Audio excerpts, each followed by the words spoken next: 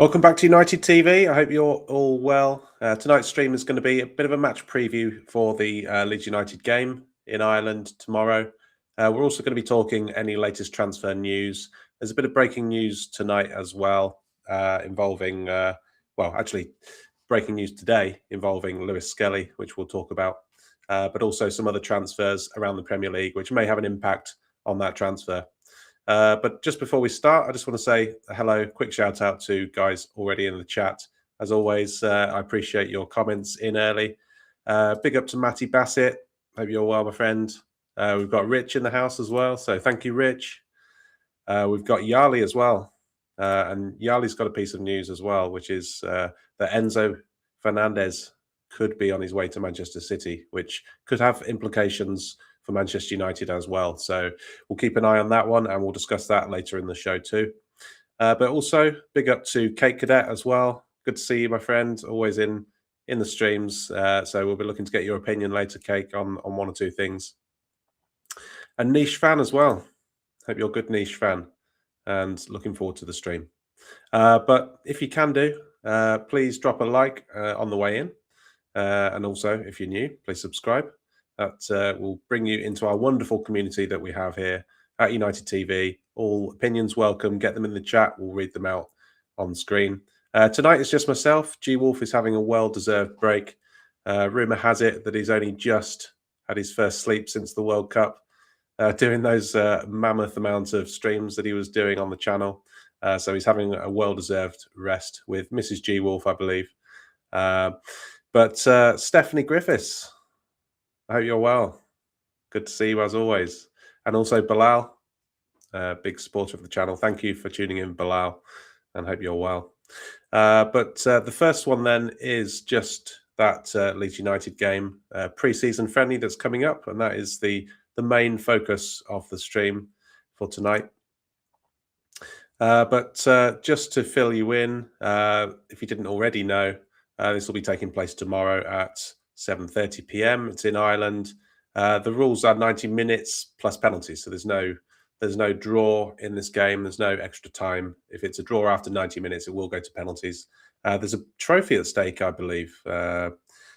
Depends how much you want to pay attention to silverware in pre-season. I'm not particularly bothered, but as we all know, there's no such thing as a friendly against Leeds, so we're always going to get one up on them if we can. Also, it's our chance to get a bit of payback for the victory that they earned at Old Trafford, 2-1 at the end of last season, where Martinez was sent off for the now infamous pull on Dominic Calvert-Lewin's hair.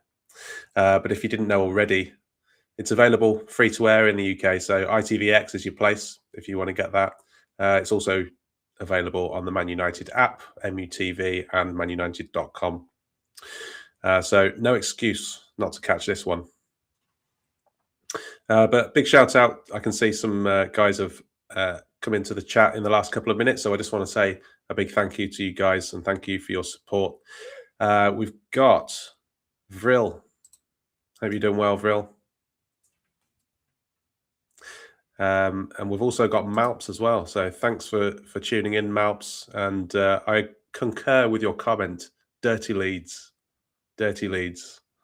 No such thing as a friendly against Dirty Leeds.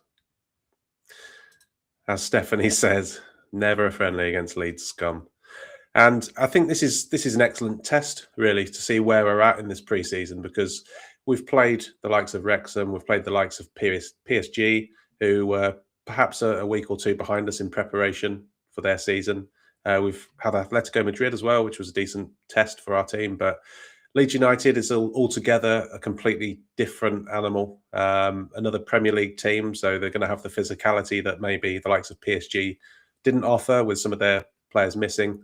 But Leeds is going to be a test of physicality, a test of fitness to see where we're at. I think we're kind of in a similar position in terms of our pre-season preparations. They've had a couple of decent results. RB Leipzig, I think they beat them 2-0 in their last match.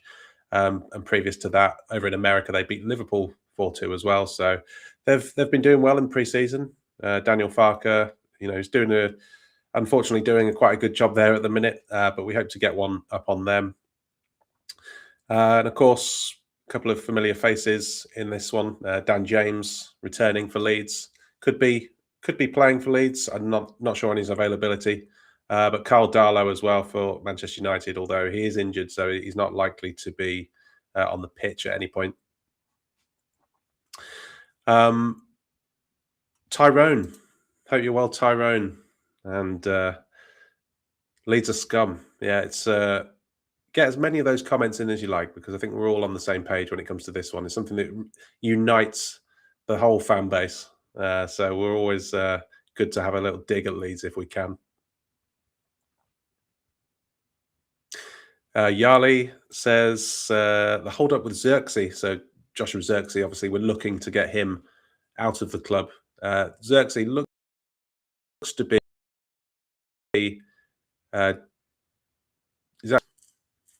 they need to clear out room in their squad before they can loan Xerxes.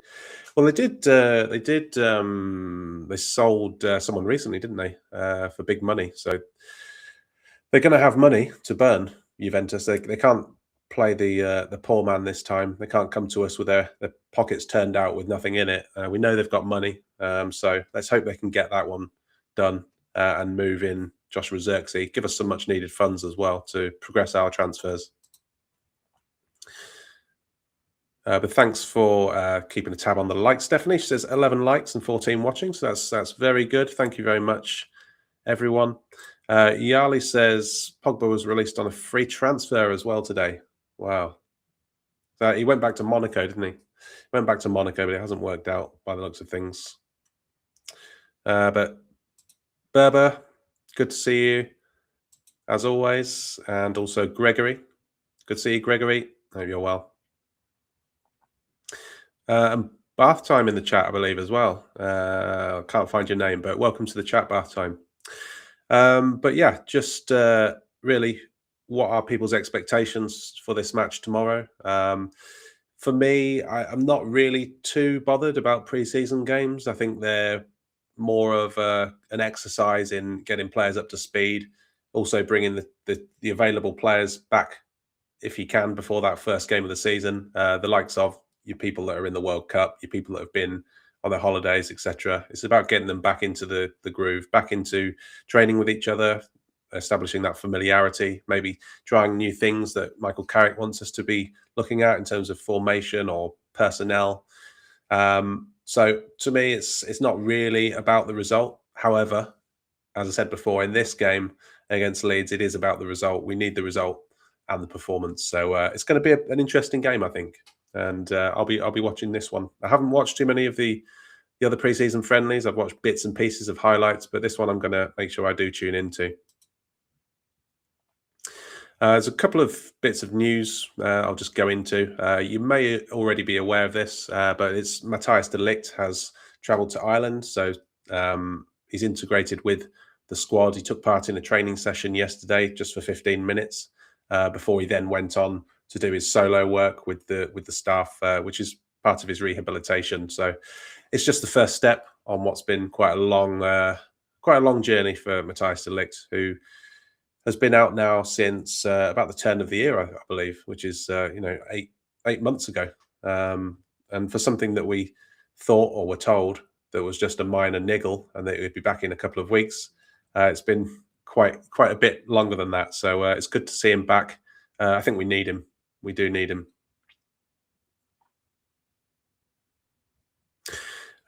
Just going down the comments now, and Darius, I'm guessing that's you, Bath Time. I'm guessing that's you. Niche fan says, just want Rashford out and Hall and Scott in. Yeah, those ones are interesting. If you didn't see already, actually, Alex Scott was sent off in a pre-season friendly this week or last week. He got in a confrontation with Anthony, believe it or not, and Anthony got a red card. Scott got a red card. By the sound of it, it was handbags, maybe a bit of pushing and shoving. But we know what Anthony's like. But Alex Scott he's not usually involved in those kind of things. So I think it was a bit of a surprise there. But yeah, Lewis Hall is the other one, of course. And that's, we're hearing that Newcastle are quite stubborn with their with their view on Lewis Hall. They don't want to sell him, essentially, is what they're saying. It could be them playing hardball with a price, but it could be, genuinely they're not going to sell to us in for any price.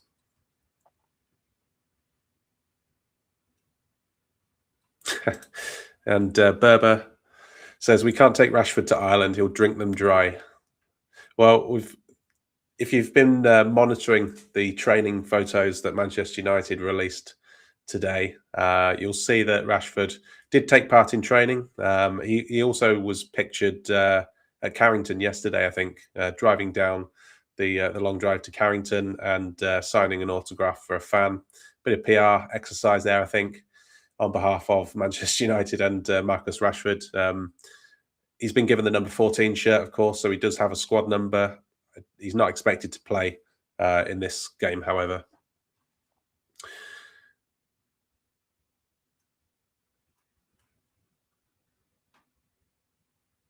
Yeah, as Gregory says, Leeds fans have worked hard to deserve the hatred.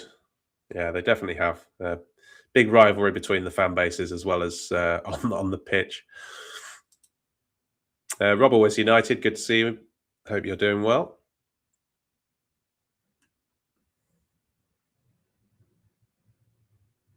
Yeah, so that's the first piece of news. Matthijs de Ligt, good to see him back. The second piece of news is one that concerns me a little bit. It'd be good to see your opinions in the comments on this one. But Mason Mount did come off in the previous game. It was supposedly a precaution. So after the match, Michael Carrick, there's a quote on screen there. He said, "He's just got a kick. We just wanted to be precautionary and look after him." So that's encouraging if you take it on face value. But he wasn't pictured today as part of the training squad over in Ireland, in County Kildare.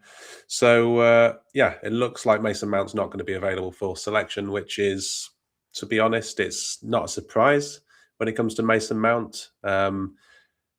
It always seems to happen. He has this brief spell of 2 or 3 games where you just see maybe a brief glimpse of what Mason Mount was in his days at Chelsea and Derby, and then he gets a knock. And what usually turns out to be a knock, I can remember there was one where he got a knock to the head in a match last season, was supposed to be out with, I think, concussion for maybe a week, ended up as several weeks, and he's just nowhere to be seen. So it's the same old story, it looks, with Mason Mount. He's out for this game. But that said, we do have a game versus AC Milan, which is, let me check the date of that one. So that's on the 15th. So that's in 4 days. But whether he'll be back for that, I'm not convinced. But that's in Poland. But Mason Mount, the player that has been performing in pre-season, we've obviously only had 2 midfield signings so far, Tielemans and who was the other one we signed? Goodness me. Andre Santos and Tielemans. But Mason Mount has been partnering Santos in pre-season, and I think there were maybe some feelings coming out from certain journalists that Manchester United have reached an acceptance that maybe they're not going to sign a third midfielder and that Mason Mount was going to be given the opportunity. But I think this just hammers home the message, really, that you can't rely on Mason Mount at all going into a season.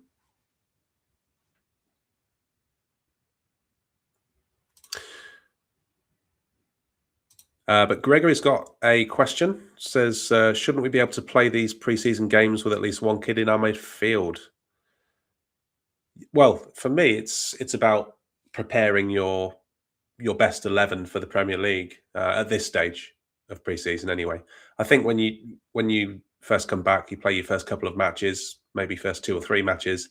You're just trying to share around minutes amongst the group.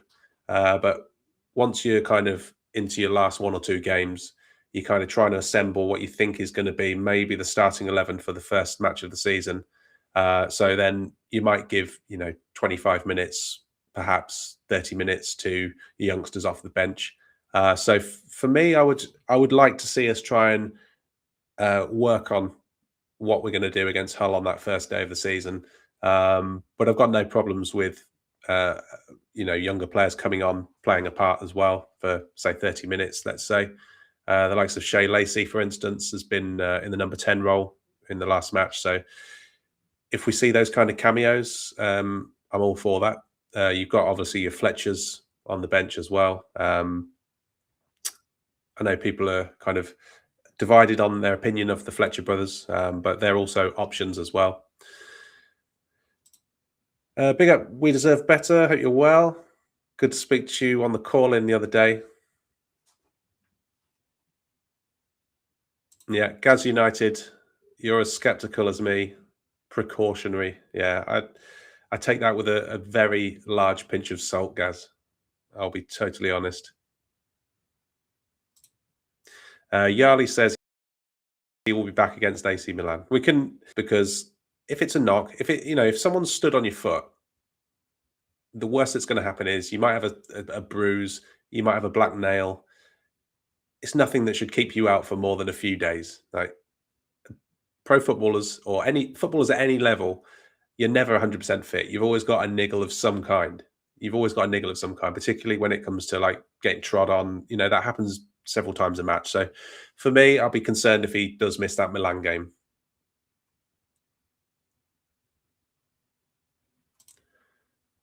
Yali says Mason Mount's streak ended on 7 games in a row. Maybe he could like take part in one of those charity challenges, couldn't he? He could grow his hair until he plays 10 games in a row. He might end up with quite a big perm. Danny B. Hope you're well, Danny B. Good to see you.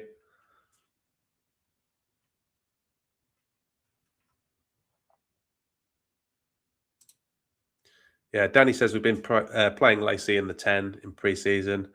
For me, like, let's get your opinions on who you've been impressed with so far, because Shea Lacey, from the bits I've seen, he's kind of in pole position really around that starting 11, where he could be one of the first substitute options on that first day of the season, because he's knocking at the door. We've seen him in the Premier League in the past, okay, just in glimpses, and he's still got a lot to learn. He got sent off stupidly last season in the Premier League, but he's an undoubted talent, and I think while we're looking at maybe a lack of attacking options insofar as we don't have a second striker that we can rely on, unless you put Mbumo up front, of course, then there's maybe one potential hole in that front three that Lacey can slip into when Sesko's not available. So, yeah, I think he's got every chance of getting some minutes this season. So, just see how he does. Yeah.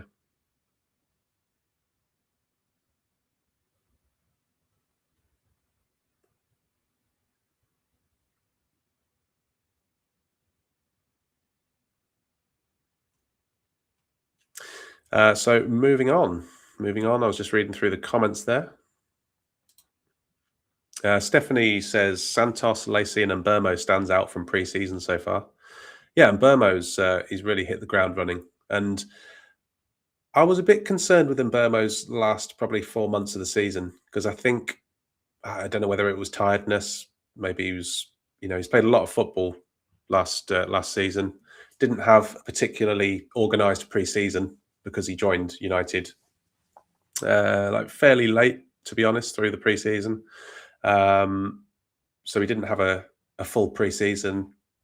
He also had the tournament for Cameroon, African Cup of Nations, of course, during the season as well. And when he came back from that, he didn't seem quite the player that he was the first half of the season.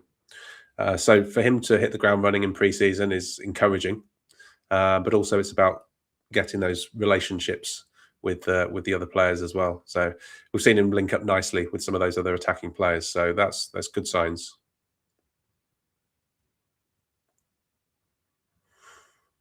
Yeah, Tyrone says, Jules, I'm done with Mason Mount, one of United's worst ever signings. It's difficult to argue with you, Tyrone, purely based on the amount of money. But even if you look past that, let's say we got Mason Mount for free. Has he been a good signing? No, is the answer. He hasn't, because he hasn't been available. It's simple as that. As simple as that.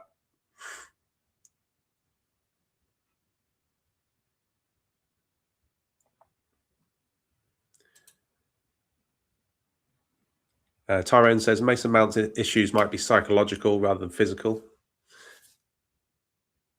Yeah, I think some footballers do suffer. We've heard ex-professionals, people that have retired early. We've heard the likes of Phil Jones, for instance, come out, and a lot of it is down to the psychology side of things, just being unable to rely on their body. But a lot of it sometimes it can be in the head.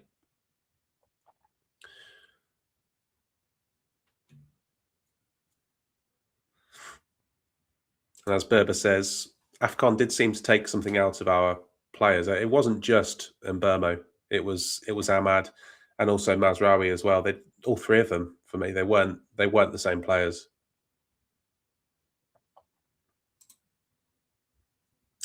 We Deserve Better says, what's your view on United being offered Miles Lewis-Skelly? Well, this is a slide we've got towards the end of the stream, so I'll go into it in more depth then. But for me, like if we take it on face value that he's available, Arsenal want to sell him, and it's from the prices I've seen, it's anywhere between 45 and 60 million. I would be all over that. I think he'd be an excellent signing. I think he ticks almost every box. The fact that he can play left back and midfield is probably going to be quite attractive as well to the club. So yeah, for me, We Deserve Better. I would definitely take Miles Lewis-Skelly.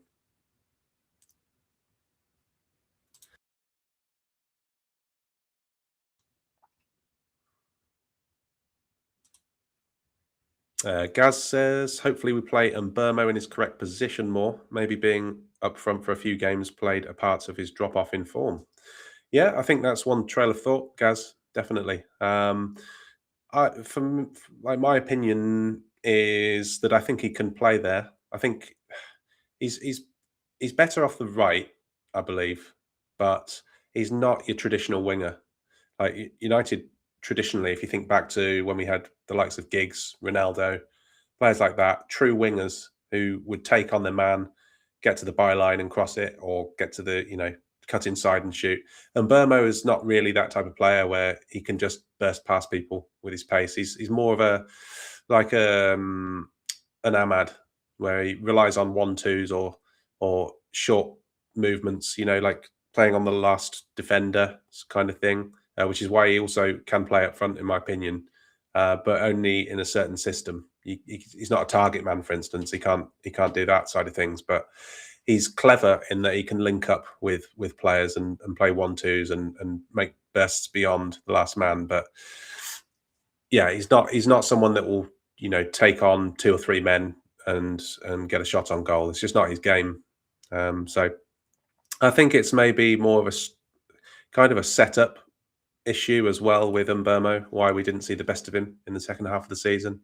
I think we weren't really playing the type of football that he needs to thrive.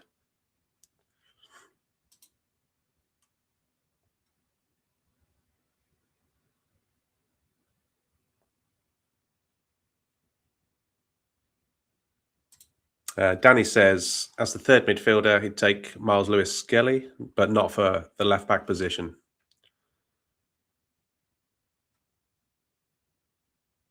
Big up, Ian. Hope you're well. Good to see you. And also Fan Euphoria as well. Good to see you, Fan Euphoria. He says, we definitely need a third midfielder. Kone, Andres, Mark Casado, Stiller, Adam Wharton. Which would you take by order? For me, Kone wasn't someone I was particularly familiar with before the World Cup, so I'm always a bit skeptical of making a quick judgment based on just what I've seen at international level. I don't see a lot of Spanish football, so Casado I haven't really seen a lot of, to be very honest.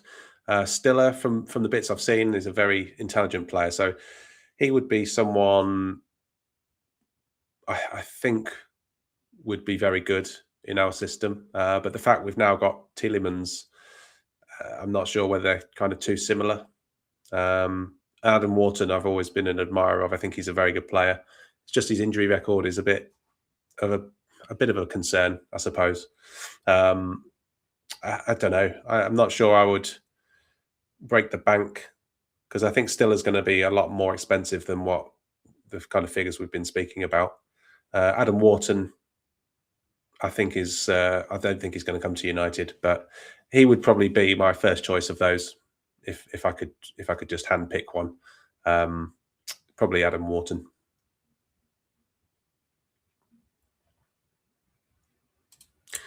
Stephanie says, "Will Rashford get a warm or cool reception from United fans?"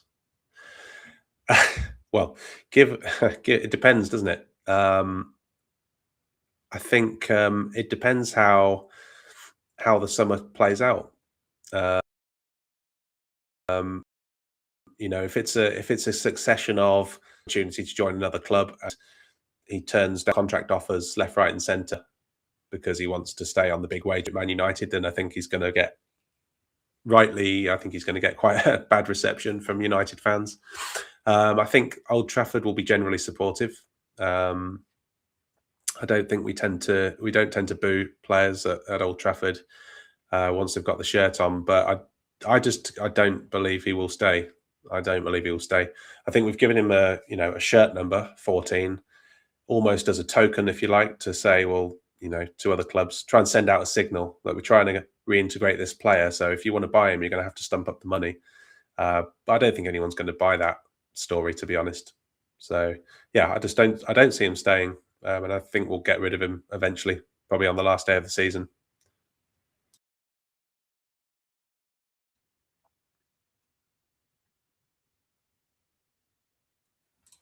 Good to see you, Mark. I hope you're well.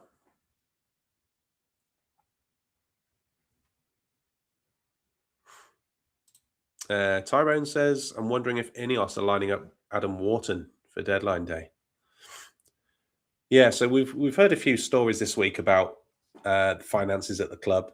So I think it was Andy Mitten came out with a bit of a couple of contradictory quotes that he came out with. He kind of said, "Money is an issue, but there's money there. So take that as you will." But that says to me, and it kind of goes along with the feeling that I think we need to move players on before they're going to spend any more money. So the Joshua Zirkzee is one, Rashford is another. Although, if you listen to what the club are saying, they're happy to reintegrate him. But if an offer does come along, then they'll sit down and talk. But you've also got Harry Amas, 6 million supposedly. So there's a potential deal to be done there, which I'm not really in support of, to be quite honest. And there's other players as well that we can go on and talk about, but nothing really that's going to generate huge sums of money. So I just don't see the Adam Wharton one happening because I think it would take too much money. I think Crystal Palace, they're gonna want at least 80 million from. If you look at the other transfers that have been done already, I think the benchmark's been set. I think Matheus Fernandes is probably about the kind of figure they'd be looking for. So what was that? 110 million or something like that, was it? So yeah, I think it's going to be up there towards 80 to 100 they'd want, I think.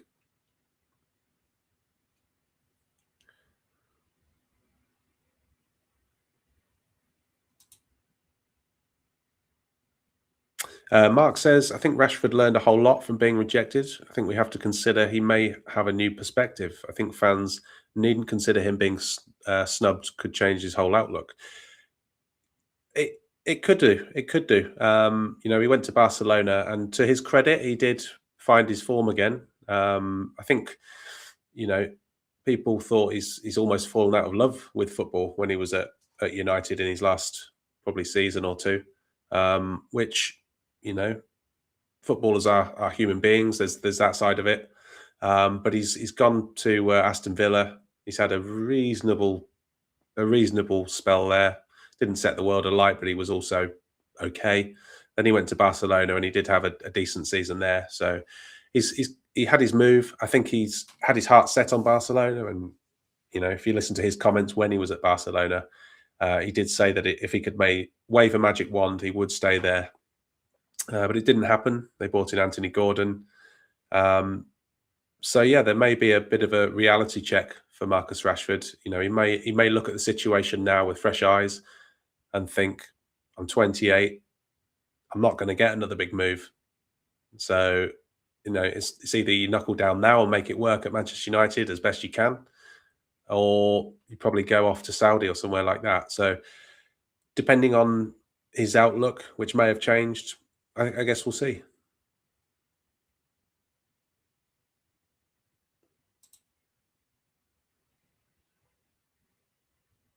We Deserve Better says, put these midfielders in order of preference: Baliba, Camavinga, Buadi, Wharton, Tchouameni, Scott, Kone, and Burge. Well, I think, where do we start? Preference. I'm going to say if all were available, I think, given factoring in the prices as well, I would probably put Burge up there with Wharton. Well, maybe not with Wharton if you're factoring in price. I'll go with Burge then as first. I think Tchouameni has signed a new contract, so I don't think that's even a discussion at this point. Alex Scott would be high on the list, I think. Camavinga, I'm not quite as enthused about. I think he's a very good player, but I haven't seen the best of Camavinga for quite a while now. Buadi, I've only seen in international football, really. He's impressed me a lot, but I'm not sure he's what we need. So I don't think he'd be towards the top. So Kone, I mentioned earlier, I don't want to judge him on just the international football that I've seen and limited international football that I've seen of his.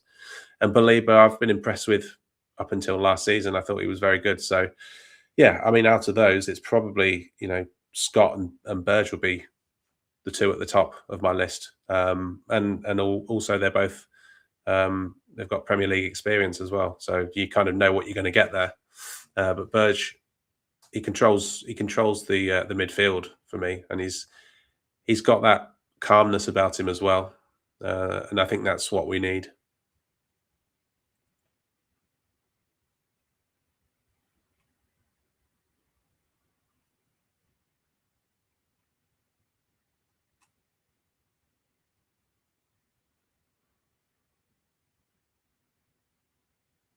But just going through then to my next slide. So this is just I'm just going to recap some of the player ratings that we had on the PSG game, just as a discussion point. So the highlights really were Mbermo, who was the goal scorer for us in that 1-1 game.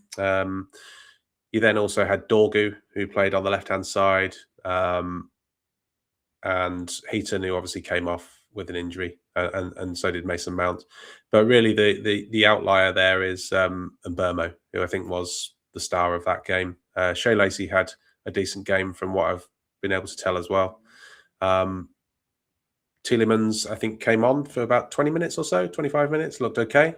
So those are kind of the where we're at with who's been getting minutes in our last game. I think it's largely going to be the same group of players, apart from those who did sustain injuries. But let me know if you've got any thoughts on that PSG game, if there was anyone that really impressed you or anything we should be concerned about. And then I've just put together a possible lineup for the Leeds game. So for me, I think Lamens, he's back. Let me just find out. He did have an illness. He missed the game through illness for the PSG game, but he's expected to be back, as is Cunha as well, who had an illness, but is expected to be back. Back four, probably going to be Shaw, Maguire, Heaven, and Dalot.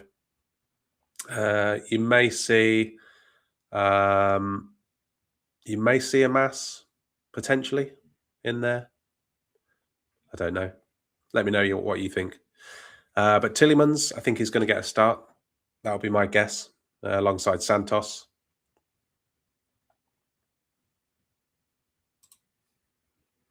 And then because obviously Mason Mount is not available, so I think Tielemans will start. And then it's who do you play on the wings?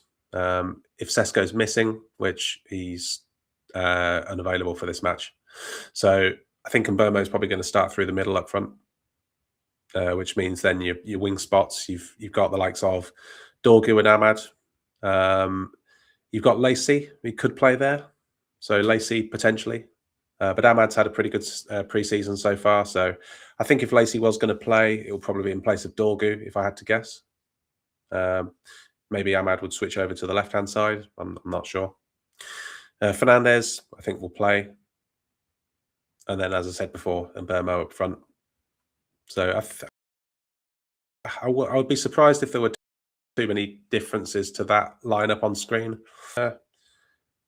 Possibly could come in. I'm not sure. Let me know what you think. So on the unavailable players there at the side, just in the red box, Darlow is injured. So that's Carl Darlow, by the way, not Diego Darlow. Carl Darlow is injured, so he won't be featuring. Delict, although he's back in training, is not expected back until the end of September. I'd always be a bit skeptical of those timeframes. I think you could probably extend that, if you like, to maybe at least October, I think, before we see Delict back in action in the Premier League anyway. Martinez, who's only just returned, so he's not available for the match. Mainu as well is out. Mason Mount with his injury, of course, and Sesko. And the long-term absentee is Ugarte, who's going to be out for most of the season. And then Marcus Rashford, who's only just come back, so he's not going to feature. He'll be training with the guys over in Ireland and possibly could be in contention for the Milan match in 4 days' time, but I would be very surprised. I'll be very surprised. Mark says, I think you're right, but I think Mazraoui starts. Yeah, Mazraoui could well be. Could well be. He did start in the previous game, didn't he? So, yeah, possibly. He's kind of shared a half and half game in the last match with Dallo. So, could be one or the other. Could be one or the other with that one.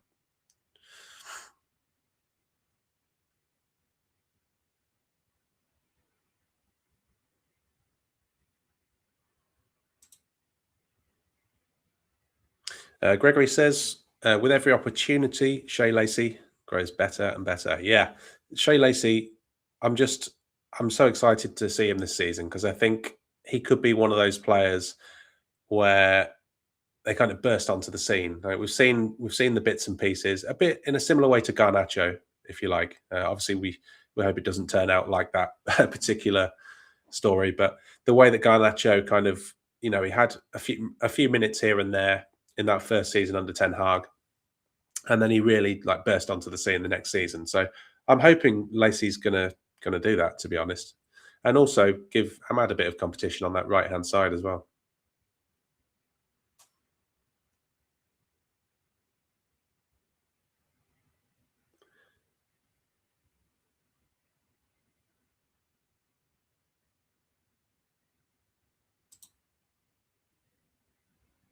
Tyrone says, knowing United, it'll be Tielemans and Santos for the majority of the season. We need more. This is where potentially Lewis Skelly could be an option because if his path at Arsenal is blocked by, there's multiple players in both positions that he plays, but it's one area one advantage we could put forward to Lewis Skelly is that your path to the first team is a bit more accessible than what it is at Arsenal.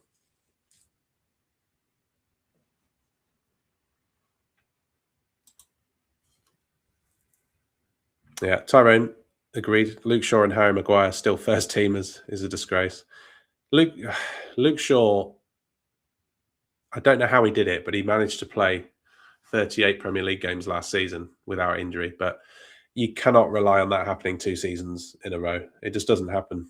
It doesn't happen. He's proven it over 10 years that he can't stay fit. So the fact that we don't have any left back option behind him, apart from Harry Amas, who we're talking of selling, is a huge concern. Is a huge concern. And even if Amas stays, that is not a first team player right now that you can rely on. As good as I think he could be.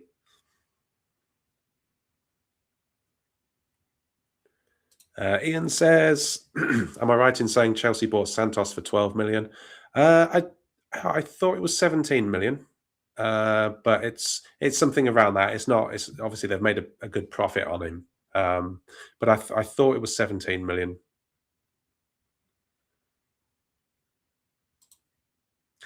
And Tyrone says, "Keeping Maguire was the cheap option for United. We need better." Yeah, definitely. So far this summer window, we've bought Santos in 50 million. We've bought Tillemans in 35 million, and then we've made a couple of other, the likes of Tynan Thompson, players like that, Carl Darlow, etc. We've spent the odd million here and there, but it seems to have been very much what is the cheapest we can get away with from Ineos and the Glazers. What's the cheapest we can get away with while staying in the Champions League spaces? And it's like pushing the can down the road with Maguire and Shaw. It's like, yeah, you can stick around for another year. You could be the first choice option for another year. And it's like you're just almost just pushing the can down the road and then just trying to get through to the next Champions League qualification. And then will they gamble and put the money in? It's a huge risk. We got away with it last season. We really did.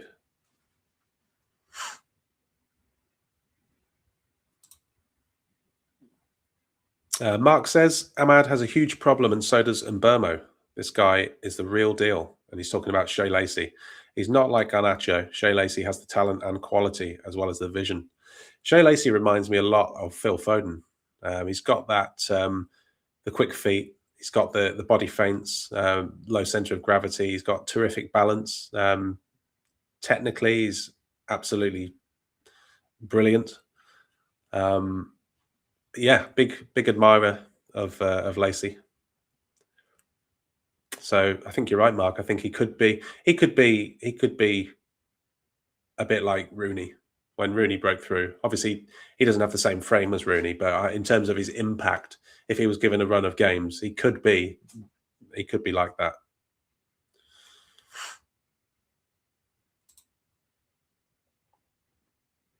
We Deserve Better says maybe Yoro gets a start ahead of Heaven, and Mount and Lacey may start with Bruno and Tillemans coming on at half time. Yeah, Yoro, I'd actually forgotten about Yoro. We Deserve Better. He's been playing at right back, I think, when he's been playing, was it against Atletico Madrid? But he's, by all accounts, he's been excellent at right back in all the games that he's played. So Yoro, whether he starts or not, and if he does, where will it be? Is it going to be centre back? Is it going to be at right back? I'm not sure. This could be one of those where we're trying to prepare for the first game of the season. Maybe if Dallo and Mazraoui are not fully up to speed, maybe Yoro gets the nod at right back. Who knows? But we'll have to see.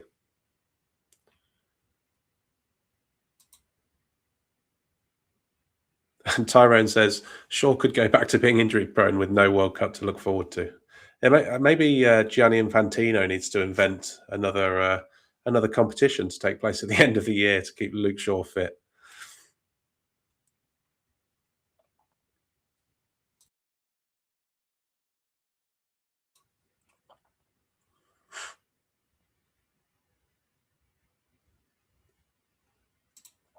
Ian says, what happened to the left back we bought 2 years ago? That was Diego Leon. Yeah, Diego Leon. I didn't watch the academy last season, but I think from what I heard, it took him a long time to kind of get up to speed, even with that level of football, which is a big surprise because, we put a lot of effort into scouting that player before we brought him in. So for him not to be up to speed to even that level is a bit of a concern. I think he played one game so far, hasn't he, in pre-season? But he's not on the on the list of players that's gone over to Ireland. I don't believe so. Yeah, not sure. Not sure with that player what's going on with him at the minute. Diego Leon.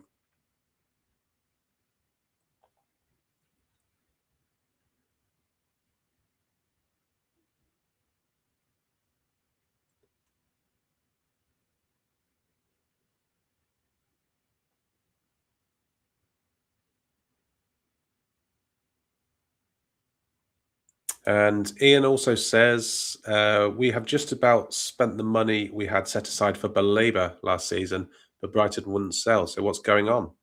Well, Ian, I'll give you another one. Semenyo was a player that we supposedly had money for, so the funds were there, if you believe the reports, for Semenyo. It was one of those opportunities that we were prepared to do. Man City beat us to that player, but what has happened to that Semenyo money? What's happened to the Baleba money? You know. And Mickey, good to see you. He says hello. Lost track of time down the pub. How great is it to have football back? Yeah, I hope you had a good time down the pub, Mickey. And if are you in the UK? Maybe you were out in the beer garden in the sun today. But I hope you're well. Good to see you as well.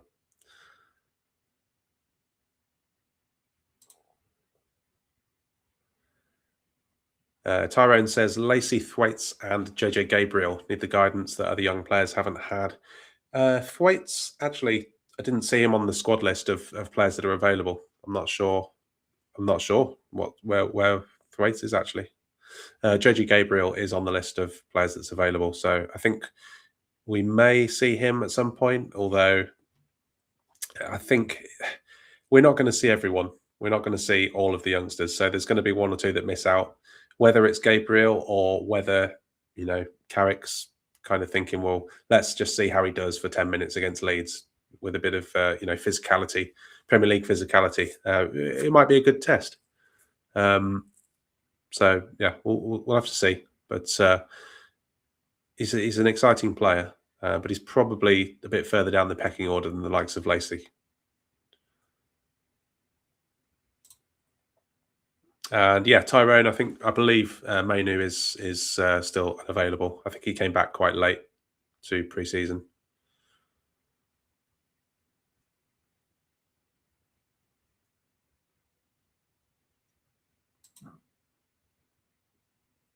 Mark says he's gone to Lausanne. Is that Thwaites that's gone to Lausanne? Sorry, I've not kept up with the chat, so I might be a couple of minutes behind there.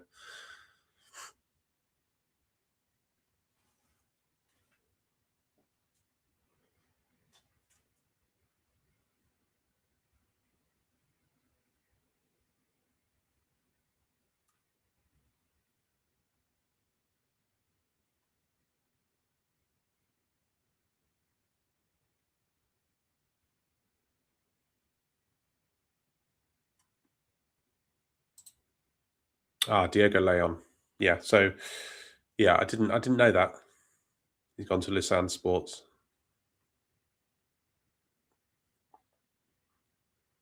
Vril says we need a first team DM. I can't see Santos carrying the season in that spot.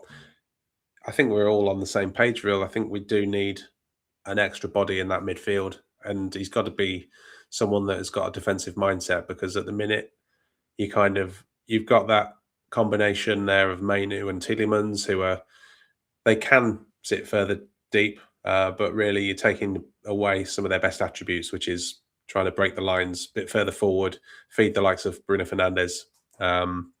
So I think we do need that person next to, to deputise for Santos when he's not able to play. Someone like a Sander Berge for me would be an ideal choice. There's plenty more options as well. And Manu Kone is possibly another one.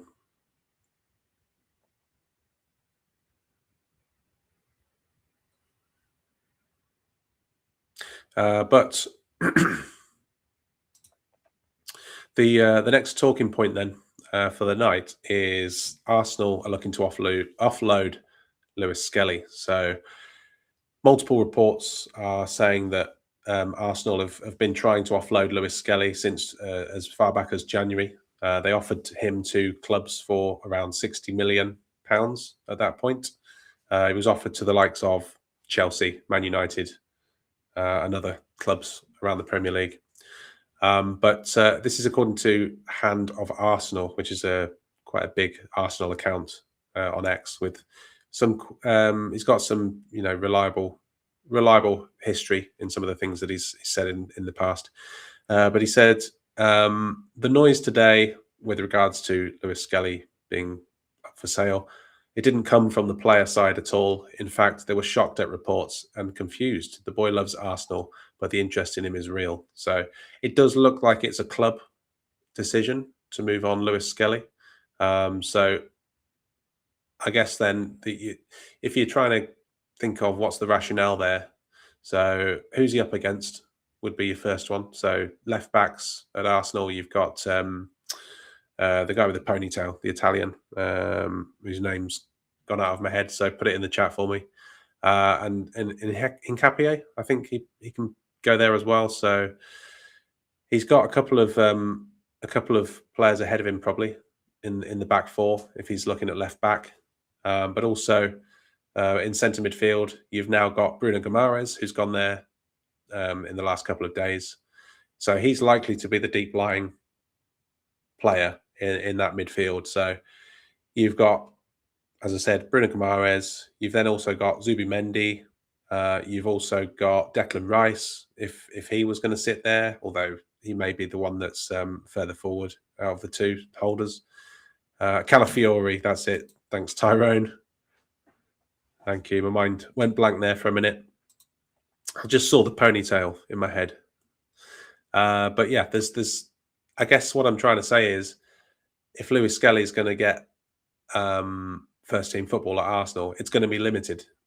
Even if he does start games, which I think he only started 5 Premier League games last season, for instance, then Arsenal have got such a big and deep squad now that you're going to get that situation where you get a big squad of players, but then you get some maybe discontent, which doesn't seem to be the case in this instance. It doesn't look like it's the player that's pushing for a move, but these are the problems that you have when you get a big squad. Arsenal may be trying to trim the fat in some of those areas, and maybe they'll bolster their front line, or they may be trying to reallocate resources around the squad. So I think this one, it makes sense from an Arsenal perspective because there's players ahead of him. You can get good money for him. So I think the feeling is that they want at least 45 million, but probably closer to 60 million, which for a player that's 23, he's played in the Champions League final. He excels at left back or in midfield. He's athletic. I think he's got everything. I think he'll be a wonderful signing for us. But you're then looking at, for the player, he's Arsenal through and through. He's a London boy. There's Chelsea who are also admiring him as well. So you're looking at that and you're kind of saying, well, the player might prefer to stay in London. That's a big draw to London-based players. He wouldn't have to move house because it's just down the road from Arsenal. But then on the flip side of that, you're saying, well, okay, if he's going to Chelsea, then what can they offer him in terms of first team football? Left back is Marc Cucurella. Is that one gonna, is he gonna be first team starter at Chelsea in that position? You've got in the midfield, obviously we've spoken earlier in the show about potentially Enzo Fernandez could be leaving Chelsea. So there's potentially an opening there in the midfield. So they've also got Caicedo. So potentially there's a spot in the midfield there at Chelsea. So this one would be on a knife edge for me. I think it could go either way. It's kind of a 50-50. But I think if I was a betting man, I would say he's probably going to stay in London, to be fair. Yeah, 19. Yeah, you're right. We deserve better. Yeah, he's 19, not 23. Ignore me. Right, I'm just going to catch up with the comments.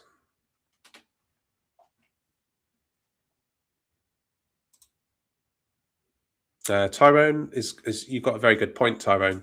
He says, I'm very worried about us signing him. There's got to be a reason that Arsenal don't want him. Does he have a bad attitude?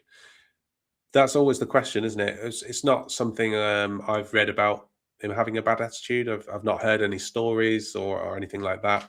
Um, it's not to say that it's not true, um, but it could well be a reason. It could be a factor. That players, particularly young players, they get a lot of money early on, and maybe they become prima donnas. Some of them, or maybe their attitudes are not, you know, in keeping with what maybe they should be. So perhaps that's a factor, but it's not something that we can prove or even there's no suggestion that that is the case in this instance.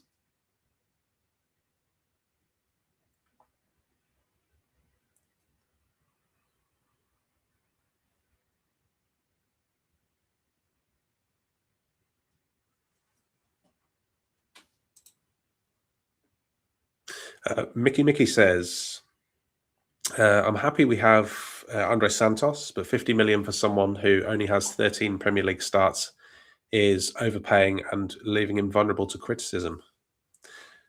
I think it's a fair comment. When you factor in that he is now he's a first team starter now, in my opinion, Santos. So unless that changes between now and the end of the season, it is a lot of pressure to put on that player, and it's also a risk. So I would agree.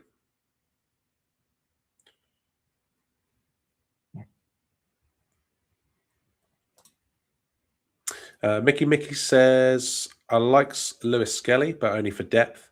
Covers midfield and left back. We need to stop with forcing round pegs in square holes. An interesting comment, actually. Where do we see Lewis Skelly's best position?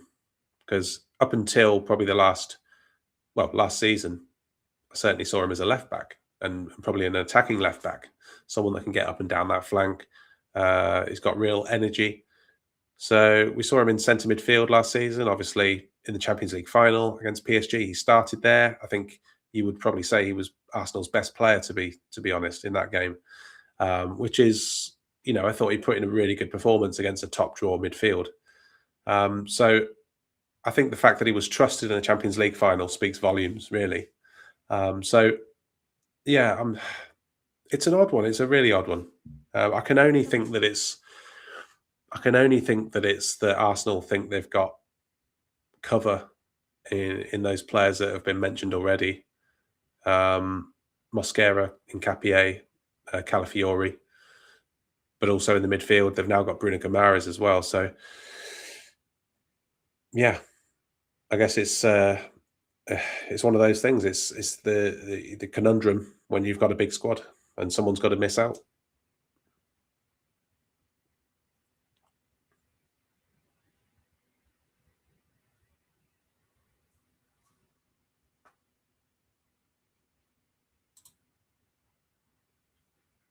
Yeah, Mark, you've got a good point. Cucurella was sold at the beginning of the window. Who have Chelsea got at left back now?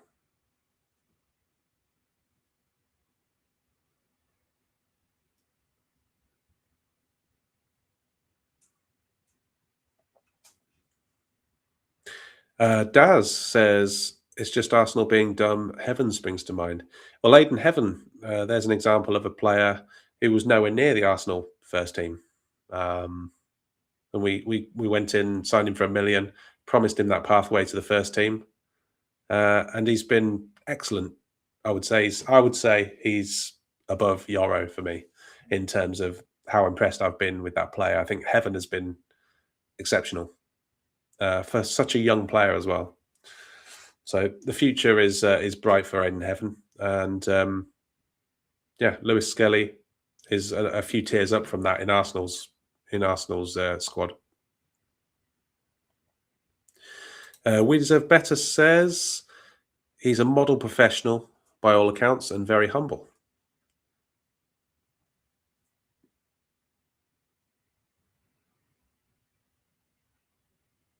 Pundit Katie, good to see you, my friend.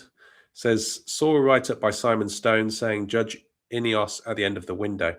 Yeah, it's obviously frustrating that we've only got probably what you'd say are two senior first team players in so far, and the fact that we've now got what 3 weeks until the transfer window closes. Um, Rightly, we're getting a bit panicked now.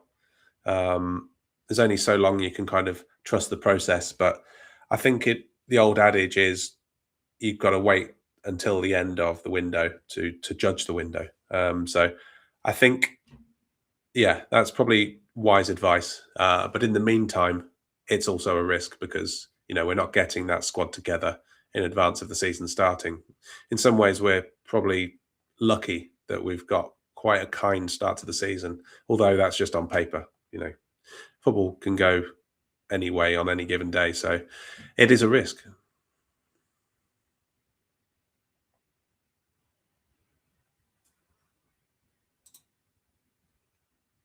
Ian says, I'd rather have overpaid for Anderson or Wharton than Santos.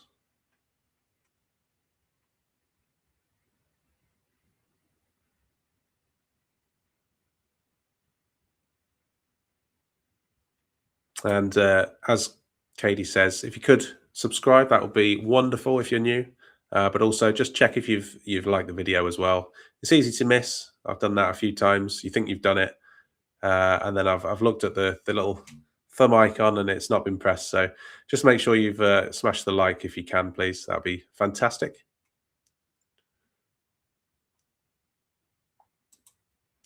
Vril says Santos looks like a good signing, but I'd prefer we have a more experienced DM. Yeah, I think I've got no problems with the Santos signing. I think it's a good piece of business.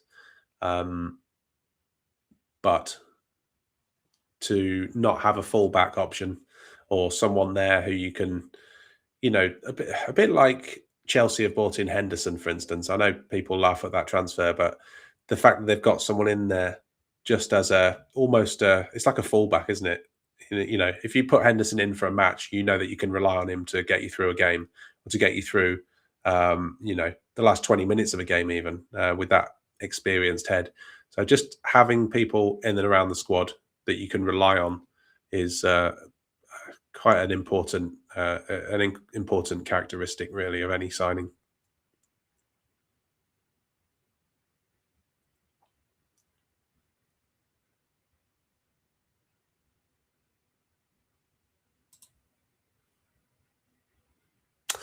We Deserve Better says Lewis Skelly's preference is midfield, but he will not get many starts at United. Why then leave Arsenal to go to United and still not play as much as in his preferred role? Yeah, if that's true, if he does prefer a position in midfield, then you would think that the opportunities at United are not quite as great as it seems. I think left back is a position that's up for grabs. I think if Lewis Skelly came in, I think you'd probably say that he's at least on a par with Luke Shaw in terms of starting position, and then it'll be up to the two to kind of fight it out. And I think Lewis Skelly would fancy his chances. But if he's looking for a midfield role, then that conversation probably changes a bit.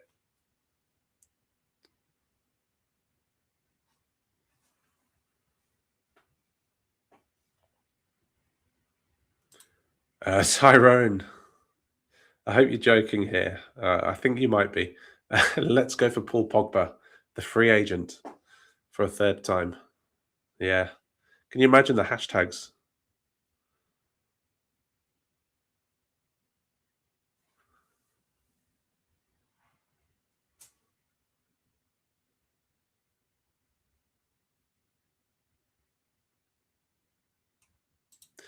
Old Mickey says Miles Lewis Skelly at the end of the season was awesome.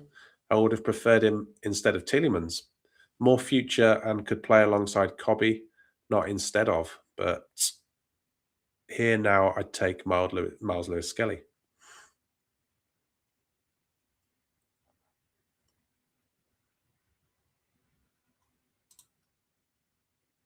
Pundit Katie says we've got to hope a late deal clicks.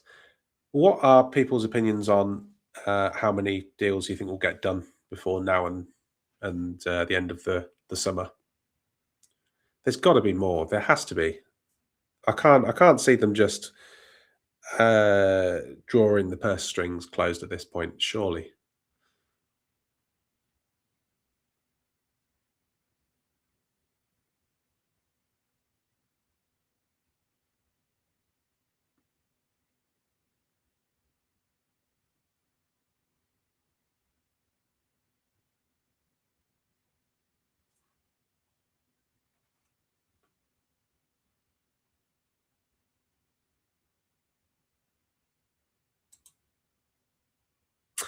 Katie says Anderson and Fernandez were overpriced. Probably best done last summer when the window was sensible. Yeah, those transfer fees. Where has it come from? Where has that come from? The rise in transfer fees. It's almost like it's nearly doubled from one season to the next, hasn't it?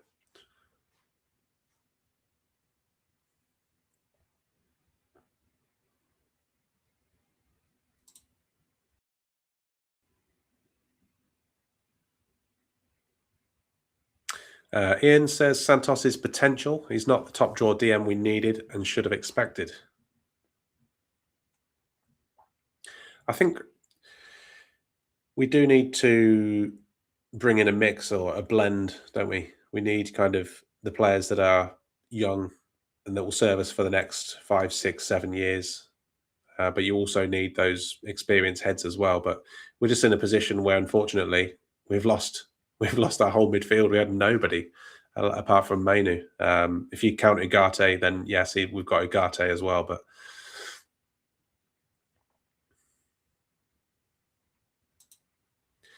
Tyrone says joining United is better for Lewis Skelly's brand. Yeah, I mean, did anyone tell him about the Amazon documentary?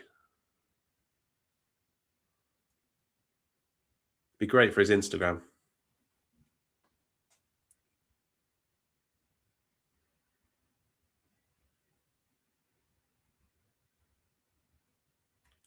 Mark says maybe the player would rather just get some game time.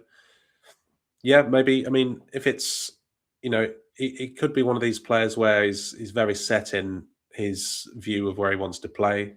He's got his career path mapped out. He wants to play as a midfielder long term, and he's going to find a club that will suit that.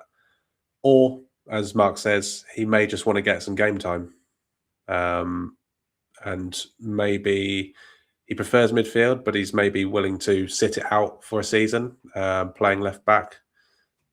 Who knows? Who knows? But I think the most important thing for a young player is game time at this stage in their career. I would say, anyway.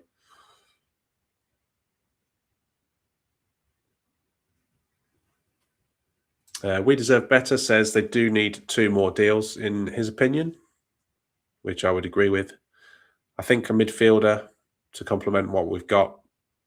Someone like a Burge would be my pick. Someone of that caliber, but also price point. I think it's not breaking the bank bringing in Burge, but it's a sensible deal. And then ideally a left back. I mean, if I was being greedy, I would also bring in someone to give competition to Sesko as well. But I think, given the lack of activity we've seen so far this summer, I don't even think that's a conversation at this point.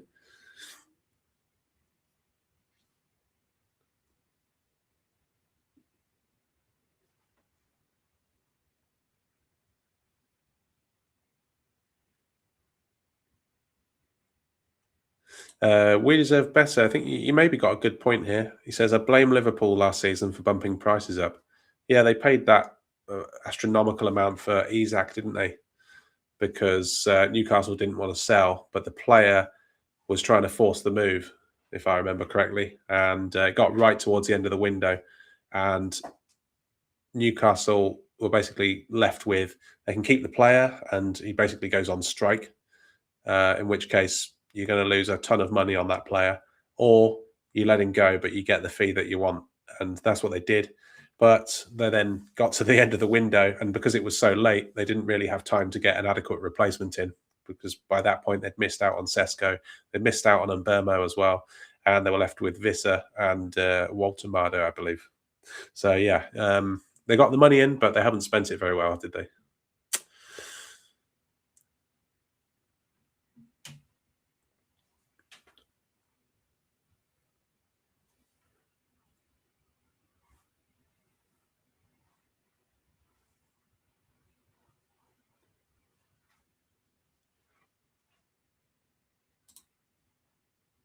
Mark says we need a left back and a defensive midfielder, but not Burge. I think he doesn't move the needle. We need pace and power, player who can defend, and Burge isn't that.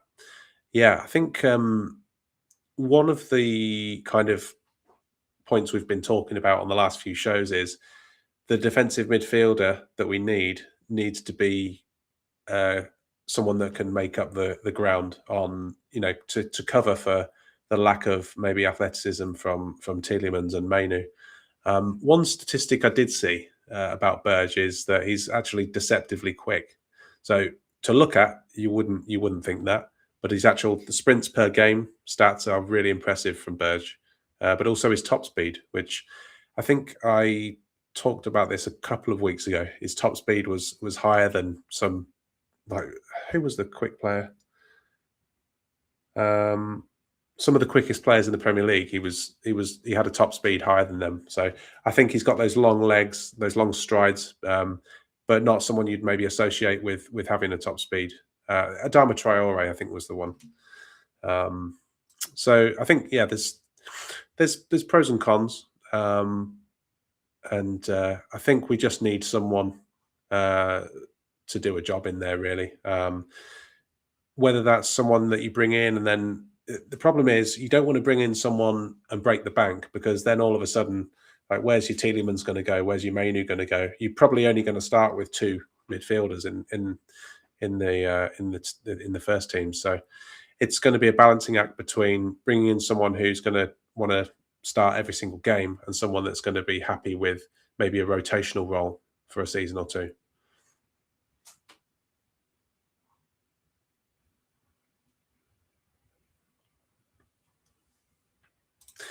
Old Mickey says, I believe a left back is more important. Luke Shaw did a miracle last year. Yeah, I think you're right. We can't buy into this notion that we can rely on Luke Shaw for another season, particularly when we've got a minimum of 48 games next season. Is it 48? Or is it 50? I can't remember. Champions League plus the first round of the domestic cups.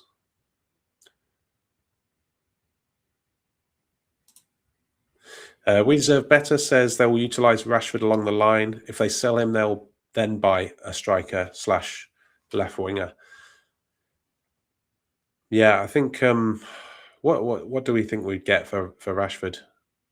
I think at this point, I think we'd be lucky if we even got 15 million at this point. But then it's, would the club accept that? Because we heard them pushing out this story earlier in the summer that they would accept no less than 35 million. So surely that can't be the case still, surely.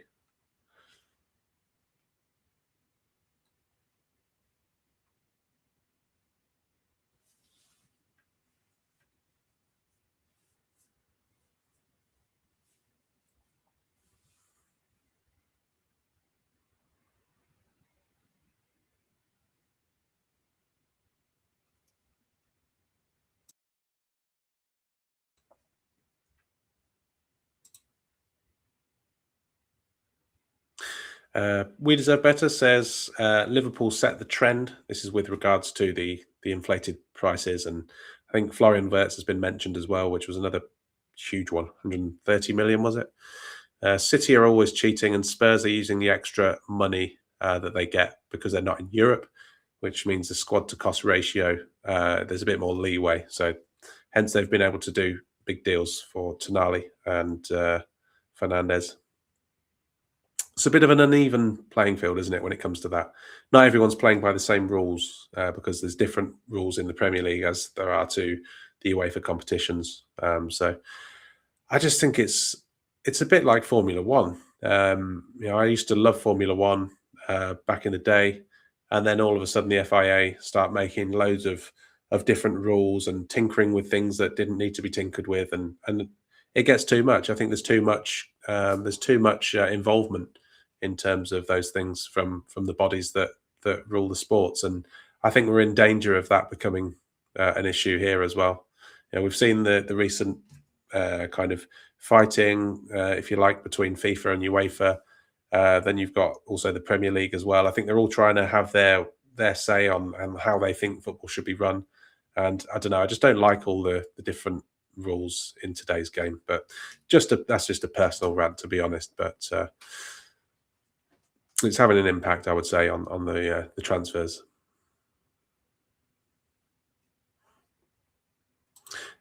Ian says he thinks they'll. He thinks Barca will take Rashford on loan and sign him on a free. Has he got? Is it one more year Rashford's got, or is it two? I thought it was. I thought it was two. I might be wrong.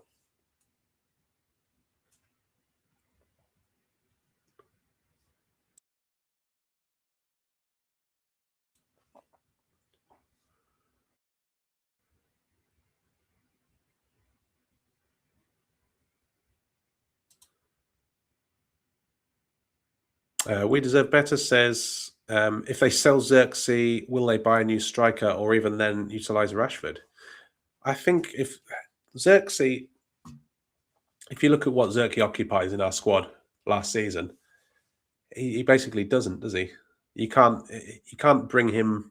He's not second in line to be a striker because that's in Burmo. You can't bring him on as an impact substitute because he can't impact the game. You can't. Well, I was going to say last season you couldn't play him in a cup competition because we weren't in any, but that will change this season, of course. But is there any value in keeping Xerxes? I mean, I'd rather introduce Lacey into a game than Xerxes. I'd rather introduce a young player, any young player in the squad than Xerxes, because Xerxes is not the future of United. So I think cash in and then bring in someone with those funds. So you're probably looking at, well, not necessarily a striker, but maybe a striker, maybe a left winger. I don't think you're replacing Xerxes. That's what I'm trying to say. Is I don't think you're replacing Xerxes in the squad. He's just a number in the squad. He doesn't represent a hole that we would need to fill. I don't believe.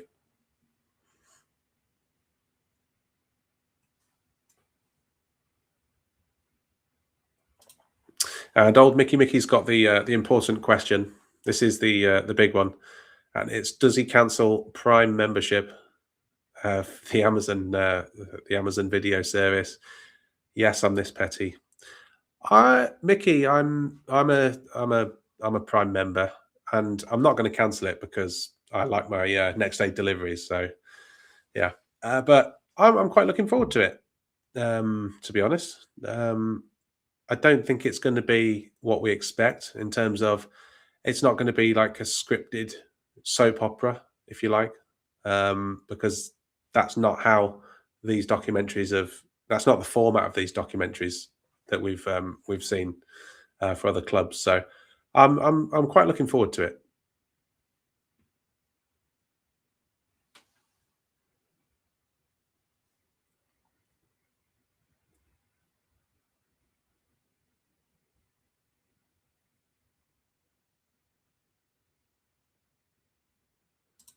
But Tyrone, thanks for tuning in, and great to get your comments throughout the show. So thank you for that.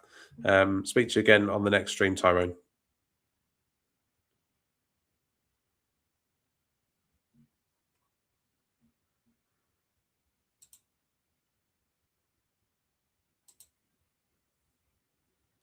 Mark says the change in formation suits Xerxes and also favours rotation based on the strengths of the players in our squad.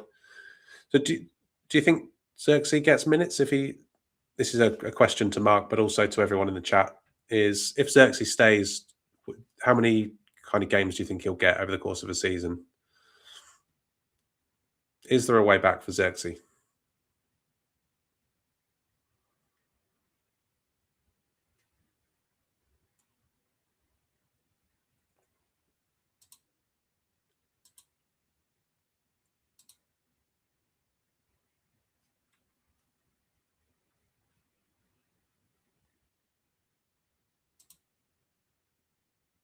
Yeah. We Deserve Better says the documentary won't drop till next July.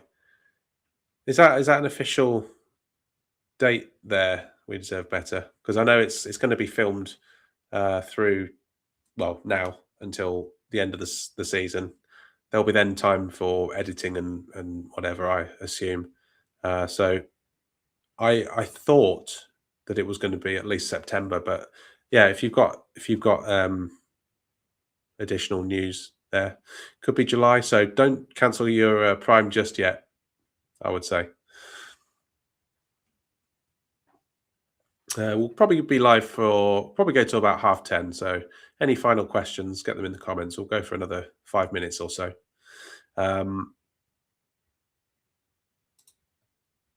Mark says Xerxes will most certainly get minutes if he proves himself, but that's another story.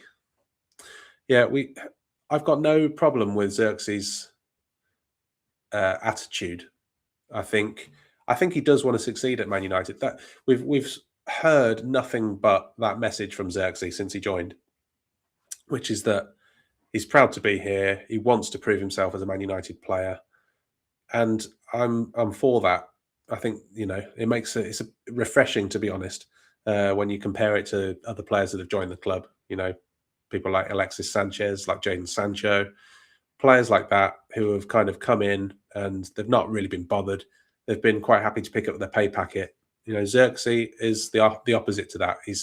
He wants to succeed here. It's just an issue of it doesn't suit the speed and intensity of the Premier League game from what we've seen so far, in my opinion. But if he does stay, then, like I said before, I would rather some of our younger players in a kind of competing position were given the priority over him.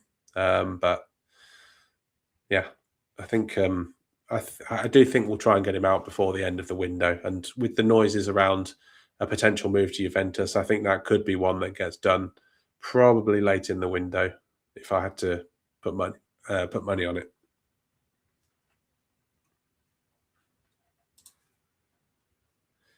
Mickey says, I believe Xerxes will stop Lacey's progression. Yeah, this is what I'm alluding to, really, Mickey. It's not that I've got a problem with Xerxes staying. It's that I want the young players to get as many opportunities as possible. And even if that's, 20 minutes against, Sunderland or something like that in the Premier League, I'd rather those 20 minutes go to a Shea Lacey or someone like that.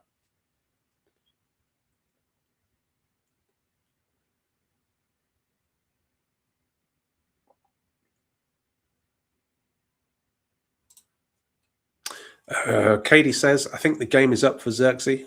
First the fight for your place narrative, then the grim reality sets in of no shirt. Yeah. It's got to be depressing, hasn't it? I mean, he's had 2 years now at United where he's kind of just not played a lot of football. He's lost his place in the national team. He's gone from being like one of the best players in Serie A for Bologna to the Premier League. He's then lost his place at United and lost his place with the national team. The thought and prospect of that continuing for a third season has got to be demoralising. Like, where does his career go if he spends another season on the bench at United? Omar, good to see you. Good to see you. Where's Richard? Rich is he's having a night off tonight, so it's me tonight. I usually stream on a Monday, usually host on a Monday, but it's a bit. I'm doing Tuesdays quite often in the 6 weeks summer holiday here in the UK, just with different timings and stuff with school with my son. But yeah, Rich will be back tomorrow. So yeah, make sure you catch the next stream. I'm not sure if it will be a morning one or if it's going to be another midday one, but make sure you've got the notification switched on, and it will let you know, Omar, when the next one is. We Deserve Better says the Amazon docs have dropped in July previously. Okay, so it's likely to be the same then, isn't it? Likely to be July then.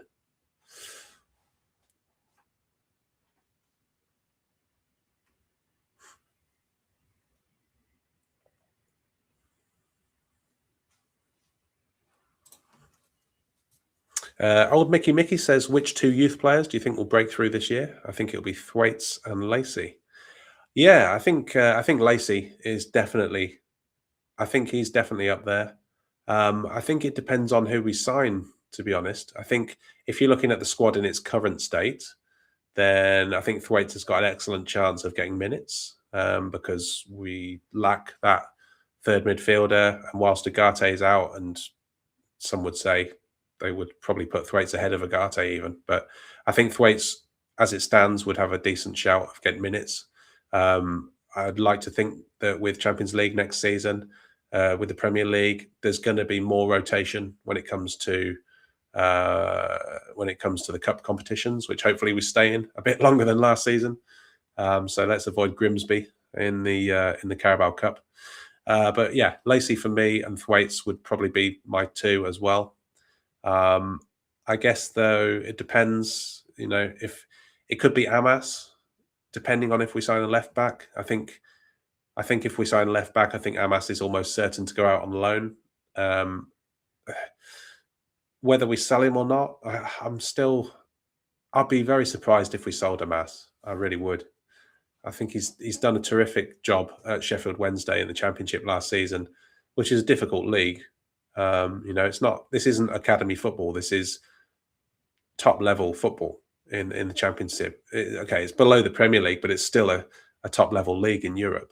So the fact that he was able to not only hold his own there, but he's also actually excelled and been probably their best player at Sheffield Wednesday last season in a difficult season, I think speaks volumes for him. And I'd like to see him given a chance, but I think he probably does need another loan just to really cement that experience that he's already gathered.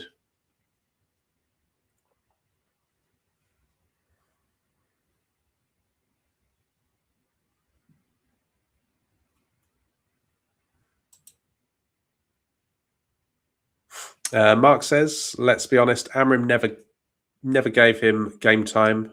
Didn't do a great job coaching players who didn't rate or consider. Yeah, I think Amrim, for all his faults, one of the things he was very steadfast on was he wanted to work with a small group of players, and all the others were kind of put to the side. So we saw the likes of Marcus Rashford, for instance. Saying that, Casemiro was actually one that was outcast for a few weeks, wasn't he? And he actually won his place back and became a key player as well. So, but in the main, you're right. He did. He kind of made it very clear to certain players that you're not in my plans.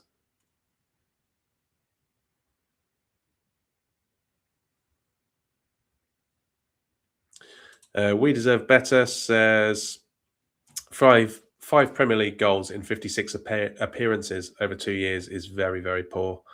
Yeah, those are what you're measured on when you're a striker. You're measured on goals, and it's simple as that. And 5 goals is what, 1 in 10, just over 1 in 10. It's just nowhere near good enough.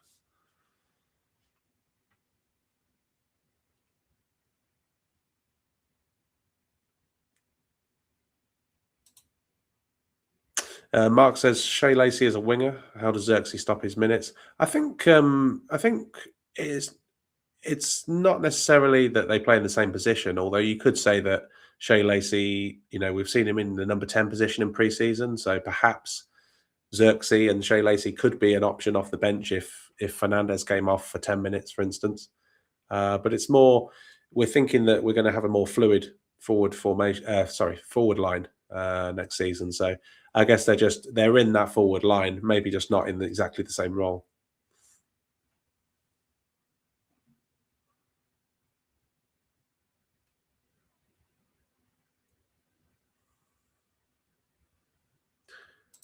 And Pundit Katie, he's got some breaking news, and that is Rich is off to try and close a deal for a third midfielder.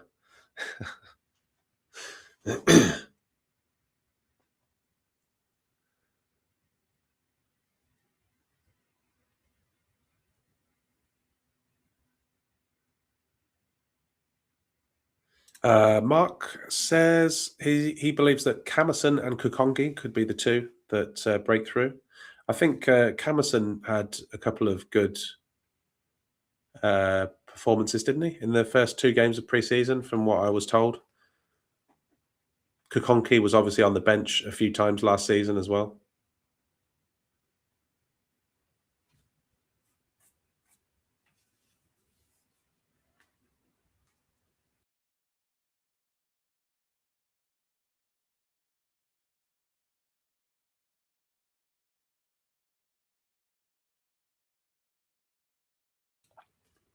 Mark says the club forced him to bring back Casemiro. I think, to be honest, there's a couple of things there to kind of unpack. I think one of them is Amrin was really only doing what the club told him to. So, Marcus Rashford was outcast because of his wages. There's a whole story that goes along with it, that he didn't train properly, or he's been unprofessional. It comes down to money, and the club didn't want Marcus Rashford on the books anymore. I think that's the way I see it. Casemiro was another one who was 350 grand a week, the club's highest earner, or one of the highest earners. They didn't want him there. The problem is, so many players got outcast. We actually didn't have anyone left. So when you're left with Ugarte and, well, who else was there at the time? Ugarte in your midfield. Mainu had been outcast. Casemiro had been outcast. I'm trying to actually think who it was. Ugarte and Bruno, was it, at the time? And you can't rely on two midfielders for the whole season. So, yeah, I think his hand was forced for one reason or another to bring Casemiro back.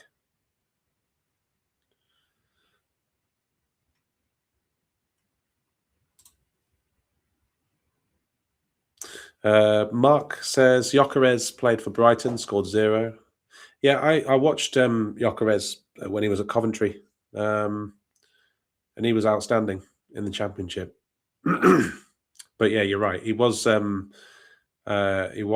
Brighton for a few years, and he went out on loan to Swansea, I think, at the time. Didn't rip up any trees there. I don't think they would have had much to say about him. But at Coventry, he just found his place, and in that final 18 months, 2 years at Coventry, he was bullying defenders in the Championship.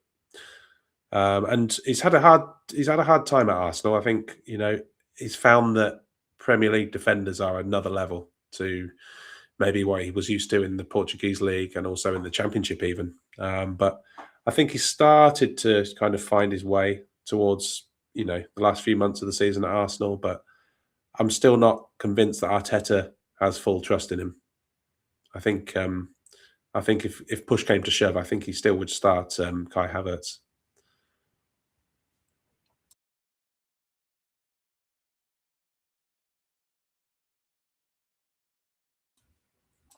Big up to Agile Beast as well. He says, we're prepared to pay Rashford's wages this year. They can try to fool us, but everything stinks of incompetency. Yeah, Agile Beast. I think this is why I don't really buy this whole PR exercise that United seem to be pushing, with Marcus Rashford turning up at Carrington, with signing fans' autographs. He's got a big smile on his face. He's been given a squad number. I don't buy it. I don't buy it at all. I think it's just us trying to save face and trying to repair the PR catastrophe that was our handling of Marcus Rashford, because we were in a position where it was basically you couldn't sell him for any money because we've burnt all our bridges with him, and he's burnt all our bridges with us. So we're in such a weak position when it comes to selling Marcus Rashford that they're trying to create this illusion, I believe, that things are rosy again. But like I said, I don't buy it, and I think he'll leave. I don't think he'll play for United this season.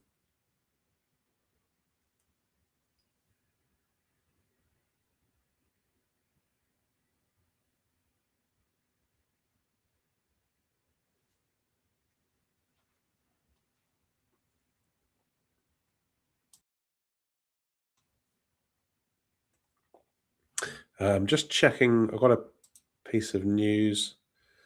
So, if you're familiar with this account on Twitter, which I always take anything from this source with a huge pinch of salt, but I'm just going to report the news. And this is Indy Kayla has given us his exclusive bomber deal He says, our top source in London has confirmed via email Manchester United have met Crystal Palace this afternoon. Talks have reopened regarding Adam Wharton. Liverpool are also lurking. So take that with a pinch of salt. I'm not even going to give that the credibility of a slide. I'm just reporting the news out there. But I'll believe that one when I see it. I think someone else actually earlier in the stream, it was probably before that news broke, said that Wharton could be one that would revisit. So I don't know, maybe it's being reported elsewhere as well, but I wouldn't be relying on Indy Kaler's news. But yeah, just to say really that I've enjoyed the stream tonight. I've enjoyed the chat with everyone. You've been supportive. You've been full of interesting comments as always. So I appreciate that and thank you. And also thank you to everyone that's no longer in the stream as well, that was here earlier, getting your comments in, helping us get the conversation going as always.